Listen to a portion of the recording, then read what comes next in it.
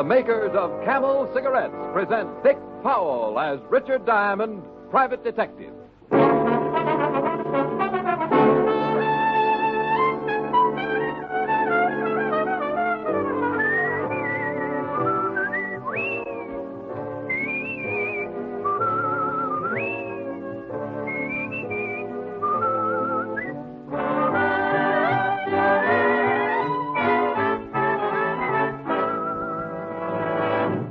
Steady pack after pack smoking is the only sensible way to tell how a cigarette will get along with your throat. In a test from coast to coast, hundreds of people smoked only Camels for 30 days. Noted throat specialists made weekly examinations and reported Not one single case of throat irritation due to smoking Camels.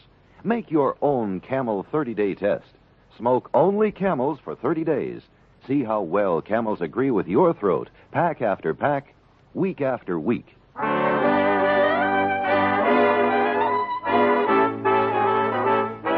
Here transcribed is Richard Diamond, Private Detective, starring Dick Powell.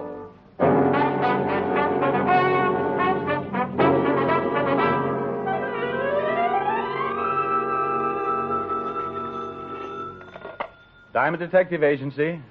Help. Rick, what's the matter? Just that, Helen, dear. Help.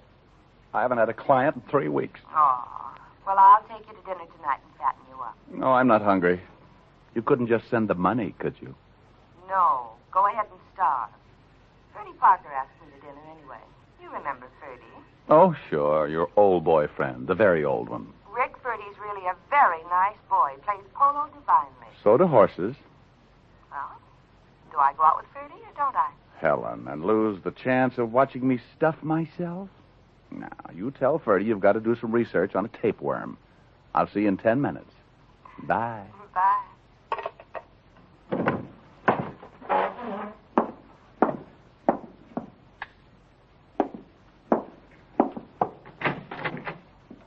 Diamond, That's right, but I'm leaving now. Come back tomorrow. this won't wait till tomorrow. My name's Duke Crandall. How do you do? Pretty well in the dark.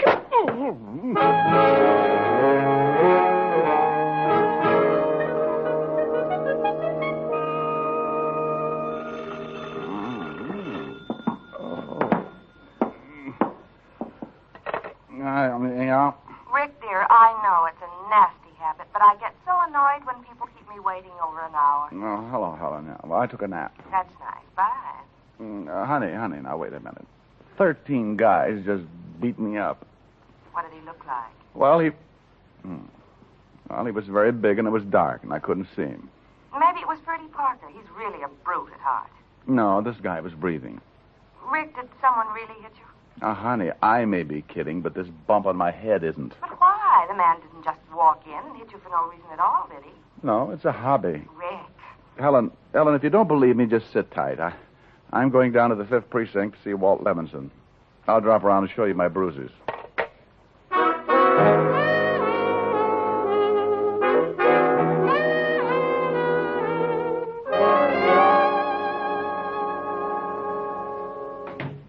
Hello, Rick. How's the... Well, what happened to you? I got engaged. She was lovely. Used gunpowder. Better get a beefsteak for that eye. My eye's not hungry. What I want now is to find the guy, Walt. Who? Said his name was Duke Crandall. Crandall. We've been looking for the Duke ever since he jumped bail on a blackmail charge. Oh? Know where he is now? If we did, he'd be in jail. How'd you get mixed up with him? I wish I knew. He just came into the office and sold me a fistful of dreams. You, sure it was the Duke? What'd he look like? Oh, I couldn't see him too well in the dark. He was a big guy. Wore a flashy plaid overcoat. Yeah, the overcoat fits. Duke's a natty dresser. You can look over his record for yourself, Rick. No. You, say you're looking for this guy? Yeah, he's somewhere in the city. It's anybody's guess where. What about this blackmail charge? He was, bleeding a city official. And Duke used to work for Benny Rathman, the gambler. Some think Benny was behind it, but Duke's the only one we could grab off. Who put up his bail? Rathman? Yeah. Until now, we thought maybe Benny had killed Duke after he bailed him out, so he couldn't pin the job on him. Here's a package. Don't worry, he's still alive. I got the bruises to prove it. What about this Benny Rathman? You think he'd know where Duke is? Hard to say. If he did, I think he'd try and get rid of him. See, the DA's been trying to pin something on Ben for a long time. And if we find Duke and Benny is implicated in the blackmail, it'll be the DA's meat. Oh, I catch. So if Duke's smart, he let Benny bail him out and then goes in hiding before Benny can get to him. That'll make him twice as hard to find. You're really going looking for him, huh? Yeah, might as well. I don't mind getting slugged, but I'd like to know the reason why. Thanks, Walt. I left the 5th Precinct and hailed a cab. The fresh air made my head feel better, but my pride hurt all the way to the Blue Chip Club, owned and operated by Benny Rathman. As we pulled up, I lit a Camel, came to a little, and when I walked inside the club, I found a dissipated pianist playing worn-out love songs on a worn-out piano.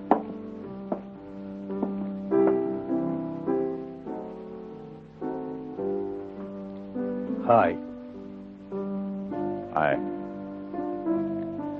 Like my playing? Not particularly.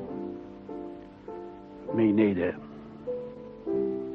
Your boss around? Maybe. Back room? Maybe. Alone?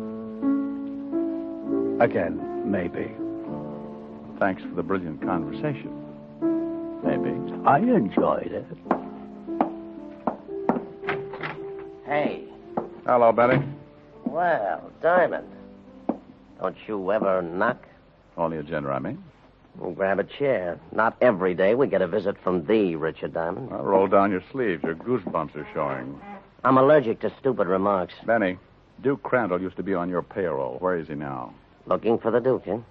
Now, that's a coincidence. So am I. And you just don't happen to know where he is, huh? That's right. I put up bail for Duke, and then he skipped. I don't like that. Go on. That's all. Duke cost me a lot of money. Yeah, I'd sure like to have a little chat with him. Mm-hmm. Only I bet Duke would wind up speechless. You know, if he's caught, you'll be in hot water, Benny. So, I've been in hot water before. Not recently, I'll bet. Keep it up. I may grow to hate you. I'll work on it. Look, Diamond, that blackmail raps all Dukes. I'm an honest businessman. For that line, you should be a comedian. Benny, did Duke ever mention my name around here? Maybe. He used to swear a lot. Oh, very funny. Why all this interest in Duke, Snooper? I owe him something, that's all.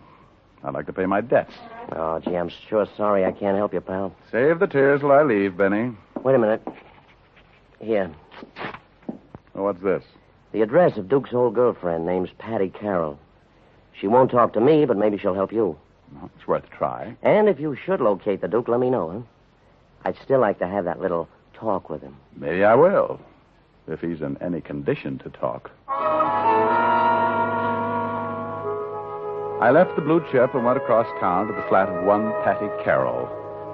Benny described her as a one-time girlfriend of Duke's, and when she opened the door, I had respect for Duke's taste. She had the kind of figure that drives architects mad, and any other type of man, too, for that matter. Hi. You the television man? Do I look like a television man? How should I know? You're cute. Well, thanks. So are you. I guess they could have cute television men. I don't see why not. But I'm not one of them. Oh, shoot. 3 days I've been waiting for that set. Heartbreaking. Ain't it, though? My brother says, Patty, that's my name, Patty. He says you got to get a television set, see a lot of educational programs and such. He says it makes you appreciate the finer things in life. Yeah, like radio. So I get me a television set, but the guy ain't shown up yet. What do you want? Well, I'm glad you got around to that. Honey, I'm going to want a little information. I'm no library. I'm no bookworm. Mind if I come in? All depends. You a gentleman? All depends. I eat with a fork. You sure look all right. Only I wish you were the television man. Patty, at times, so do I. Now, what's on your mind? Duke Crandall. Oh, you must be a cop then. Hey, I like cops. I used to think it was fun to date hoods, but my brother says, Patty, that's what he calls me. Patty, he says, you gotta quit running around with the hoods. So now I like cops. Very commendable change. Yeah, hoods are always getting sent to prison. And who did you say you were looking for? Duke Crandall. Oh, yeah. I used to date Duke, till my brother said... Where's Duke now, Patty? I don't know. We broke up, Duke and me. He was always slapping me and ruining my makeup. Look, honey, think hard, will you? Do you know any of Duke's friends who might know where he is now? Let me see. Yeah, I know one guy, Joey Thompson. Him and Duke used to play cards every Friday. Where does Thompson live? How should I know? No, just wishful thinking. Mind if I use your phone? I guess not. Only don't be long. The television man might be trying to call me. This'll only take a minute.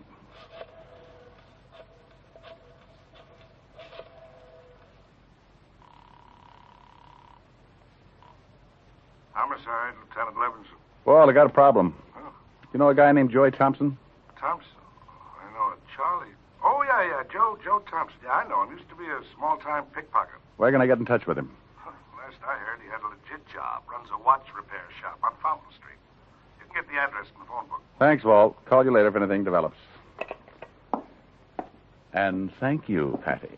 You leaving? Don't you want to stay and watch television when it gets here? Oh, no, thanks. No. All that violence makes me nervous. Well, drop in again anytime. Hoppy goes on at 8, doesn't he? Patty had few brains and many curves and was the type you hated to leave. But Joey Thompson might lead me to Duke Crandall. And curves can be dangerous if you don't watch your speed, I always say. The hall outside Patty's dark, and as I walked down it, I had the strangest feeling that someone was behind me. 2 seconds later, the strange feeling became one I was thoroughly familiar with. Oh, the walls spun around, and I spun with them. But on the way down, I caught sight of what had hit me. An ugly blackjack held by an ugly hand sticking out of the prettiest plaid overcoat you ever saw.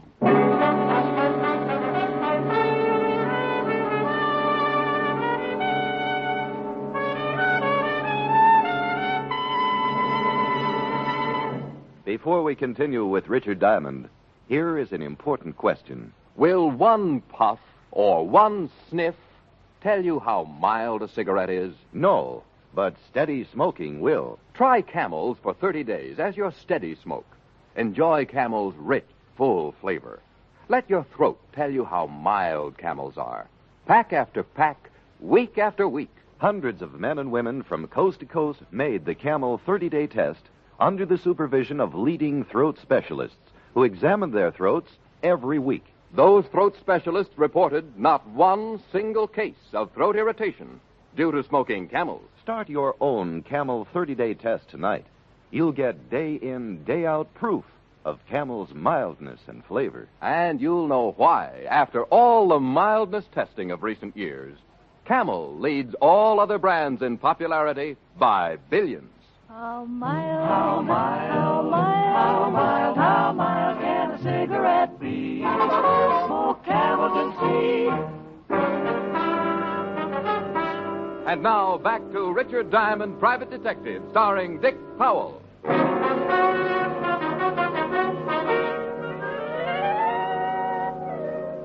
At approximately 5 p.m., I had been worked over by a man named Duke Crandall, wearing a plaid overcoat.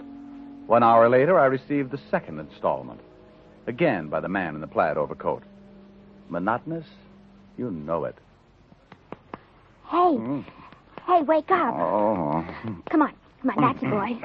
You all right? Oh, yeah. Well, my head feels like a mashed potato. I heard the noise outside. You shouldn't lie around on the floor. Yeah, I know. So I dragged you in here. Oh, thank you, Patty. I'll remember you in my will, which may be in effect before long. Who slugged you? Your old boyfriend, Duke Crandall. Who's that bully? What's he got against you? That's what I want to find out. Here, let me fix that ice pack. No, thanks, Patty.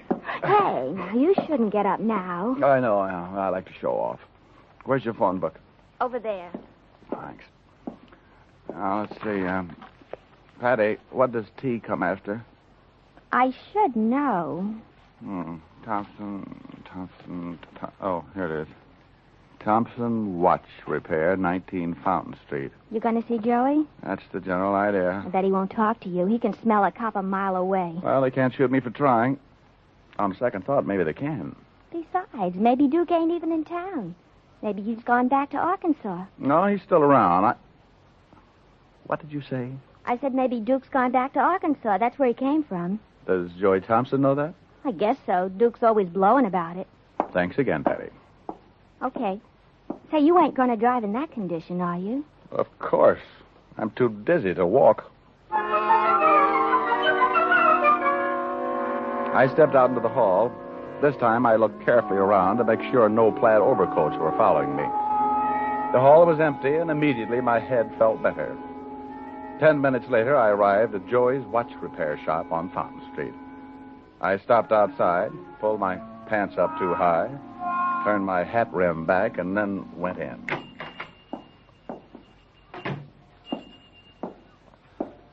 Yeah, what can I do for you? Well, my name's Harold Appleknocker from Big Lake, Arkansas. Oh, how are you, Mr. Applesucker? Appleknocker, Harold. Oh. Well, you got a watch? Watch? No, never used them. Down home, we go by the sun and the hogs. When the sun's straight up, it's noon, and when the hogs holler, it's dinner time. Look, pal, we don't repair hogs. Now, what do you want? Well, sir, I'm looking for a fella named Crandall.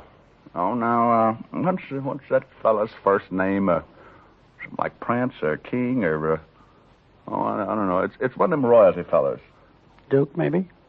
That's it, Duke. That's the fella. You got the wrong place. Now, beat it. Oh, doggone it, that's what everybody tells me. Sure wish I could find that fella, give him his money, and go back home. The city life is killing me. Did you say money? Yeah, that's what I said, money. Plain as could be. You see, my cousin Josh is one of them lawyer fellas, and this Duke fella's uncle died and left him some money. Uncle Josh sent me up here to find him, and doggone, I sure wish I could. How much money? Friend, I don't rightly know. But Uncle Josh says it's enough to buy a poke of pigs, 2 or 3 farms. That'd be a lot, huh? Sure would be, Fred, sure would be. Duke could use some dough. Yeah. Sure you're on the level? Well, I think so. Had to come up a hill to get here, but I do believe Never mind. You got the money for Duke? Nope, but I got this here paper I'm supposed to watch him sign, and then Uncle Josh will send him the money. Well, wait a minute. You stay right there. So far, so good. Joey went into the back room, and I heard him dial. I couldn't hear the conversation, but I knew he was talking to Duke. 2 minutes later, he came back out. Okay, pal. I'll take you to Duke. Why, now, that'd be right neighborly. Only I don't want to take you away from your work, and you just tell me where I can find him. Duke says to bring you. The shop will keep. Now move. Joey locked the door, and then we went to his car and drove to the warehouse section. He pulled up in front of a deserted warehouse, stopped, and blew his horn twice. Pretty soon, a big man wearing striped trousers and a loud check sport coat came out of the warehouse and over to the car. This had to be Duke Crandall. This the guy, Joey? Yeah, Duke. Okay, Hicks, start talking. Appleknocker, Harold Appleknocker. You can drop that business. You told Joey my uncle left me some dough. Oh, you ain't got an uncle, friend. No, I was afraid of that. Yeah. Now, what's your name? How about a Swedish dialect? Got any uncles in Sweden? You see, Duke? I told you over the phone he was a fake. Yeah, it's good work, Joey. Now, get out, bud. I want to know why you were looking for me. I didn't know where you were. Get out, he said. Oh, all right. Maybe somebody followed this boy, Joey. Drive back up the alley and keep a lookout. I'll take care of him. Right, Duke. In the warehouse, Buster.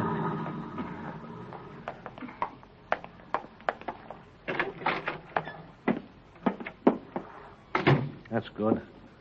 Now you better tell me what you wrangle. I suppose you tell me first. I don't get you.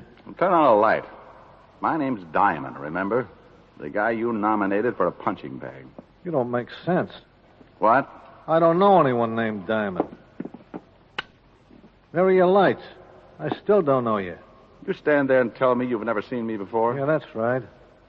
I suppose you do some talking. Well, all I know is that a guy in a plaid overcoat came into my office and said he was Duke Crandall.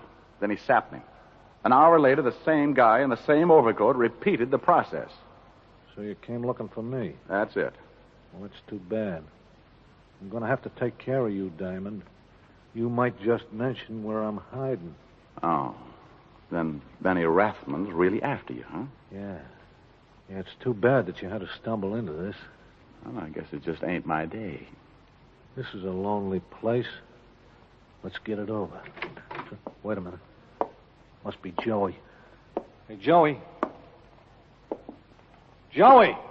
Joey's taking a little nap, Duke. What? Don't turn this way with that gun or you'll be a dead man. The man with the threat was Benny Rathman, standing in the doorway with a .45 in his hand. And what interested me was his wearing apparel, a flashy plaid overcoat. Well, Duke, you picked a nice hideaway. And thanks, Diamond. For whatever you mean, you're not welcome. For finding Duke, smart boy. You see, I knew you'd never take my money if I tried to hire you to find him. So I posed as him in this overcoat. I knew you'd get mad enough and look for him on your own. Well, aren't you cute? Thanks. It was easy. Tailed you, and you brought me right here. Hey, look, Benny, let's talk all this over, eh? I wasn't going to rat on you. Hey, look, I'll even take the rap on that blackmail charge. Doogie, I like you, but business is business. But No buts, Doogie. Now you, Diamond. I was afraid you'd get around to that. But then I'm not really worried. You're not a very good shot, even at close range. What? You didn't even kill Duke. Get him, Duke. The ruse worked, and Benny turned around quickly. He was too far away for me to lunge at him, so I grabbed the next best thing, the light switch. All right, Diamond. I should have expected some trick from you, but I've got lots of time. You've got no gun. Let's play cat and mouse, huh?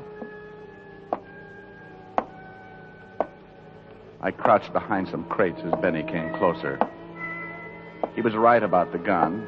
I felt as helpless as a rabbit in a traffic jam. And then I noticed there were 3 crates piled on top of the one I was behind. It was a long chance, but better than none at all. Benny got closer, and I waited.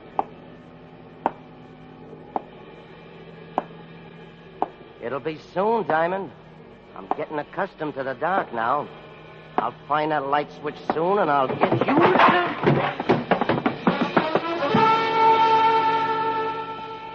The crates hit Benny and knocked him off balance. I raced out and lunged in the general vicinity of a plaid overcoat. My left hand caught a flabby stomach, and the gun went clattering to the floor. Then my free right hand went hunting for a bobbing head. It found it. All right. All right, Betty, get up. Oh. I beg your pardon? Oh. Well, I'll quote you on that. Now then, upsy daisy. Attaboy. Oh, my head. Hurts, doesn't it? But you know, Benny, you hit me twice today, and I've only hit you once. Now, that's hardly fair, is it?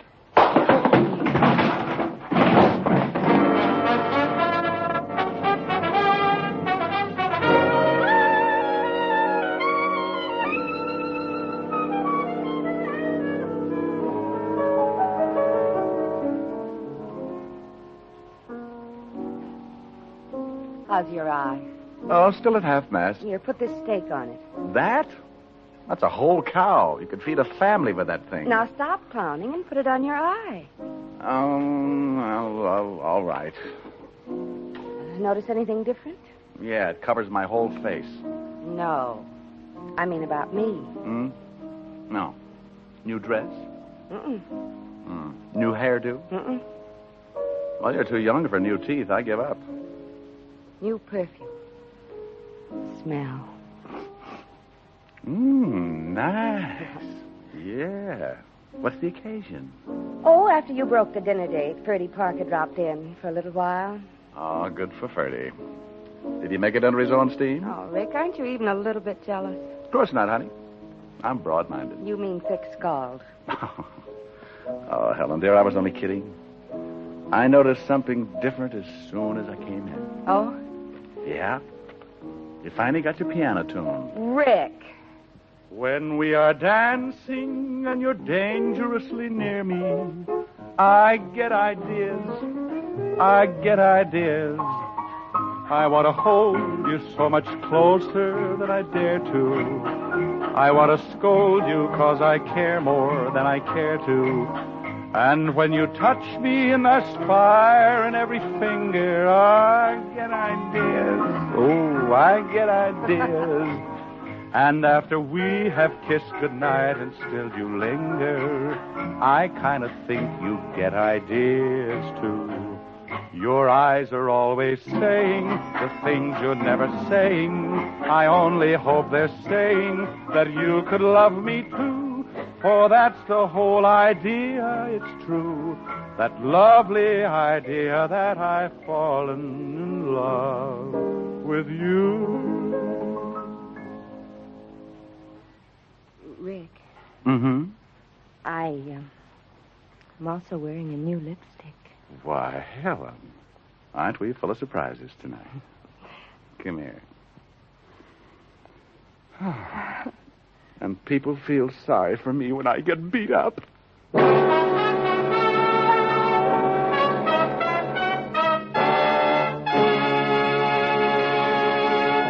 Dick Powell will return in just a minute. Camels lead all other brands in popularity by billions. And here's the reason. Millions of Americans have discovered Camel's rich, delightful flavor, a flavor no other cigarette has. They found out how mild Camels are, how well Camels agree with their throats. Start enjoying the cigarette that's enjoyed most in America. Start enjoying mild, flavorful Camels tonight. How mild, how mild can a cigarette be? Make the Camel 30-day test and you'll see. Smoke Camels and see. Here's Dick Powell with a special message. Thank you. Ladies and gentlemen, in 1952, as in the past, the makers of Camels will continue to send thousands of packs of Camels to hospitalized men and women of the armed forces every week. This week, the gift Camels go to Veterans Hospitals, Wichita, Kansas, and Montgomery, Alabama. U.S. Army Station Hospital, Fort Custer, Michigan. U.S. Naval Hospital, Pensacola, Florida. And to the Military Air Transport Service, which evacuates virtually all overseas wounded personnel. Now until next week, enjoy Camels. I always do.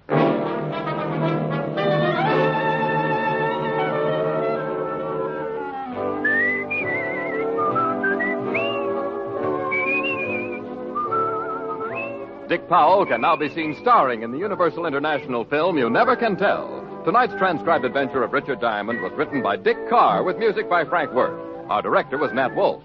Virginia Gregg played the part of Helen Asher. Alan Reed was Lieutenant Levinson. Others in the cast were Herb Butterfield, Sidney Miller, Sandra Gould, and Sheldon Leonard.